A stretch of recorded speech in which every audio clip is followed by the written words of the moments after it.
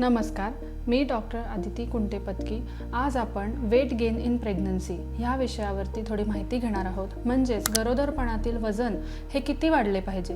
गरोदरपणातील वजन हे 11 ते 13 किलो एवढे वाढते।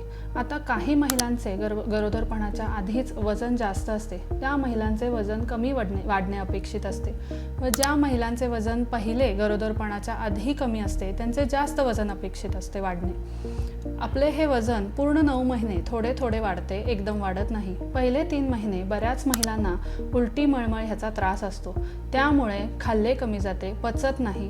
म्हणूनच त्या 3 महिन्यात वजन हे 500 ग्राम ते 2 किलो वाढू शकते। कितीतरी वेळेला काही महिलांचे वजन हे कमी सुद्धा होते, त्यात काळजी करण्यासारखे काहीही नाही।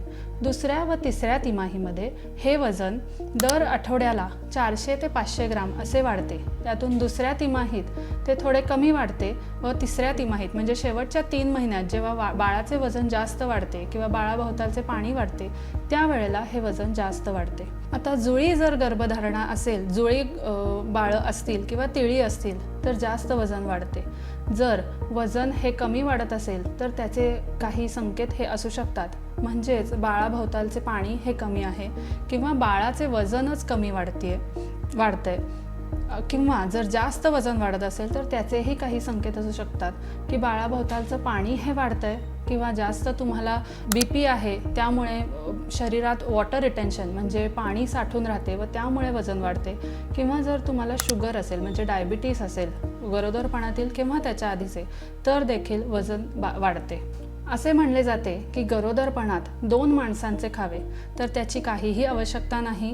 तुम्ही हा आहार पौष्टिक व थोड्या वेळाने 2-2 तासांनी थोडे खाल्ले तरी चालते। फक्त तुमच्या आहारात प्रोटीन इंटेक हवा आणि त्याचबरोबरीने 30 मिनिटे डेली 30 मिनिटे दिवसाला वॉकिंग हा व्यायाम केला तर तुमचे वजन व्यवस्थित प्रमाणात राहील, ते खूप जास्तही वाढणार नाही किंवा कमीही राहणार नाही।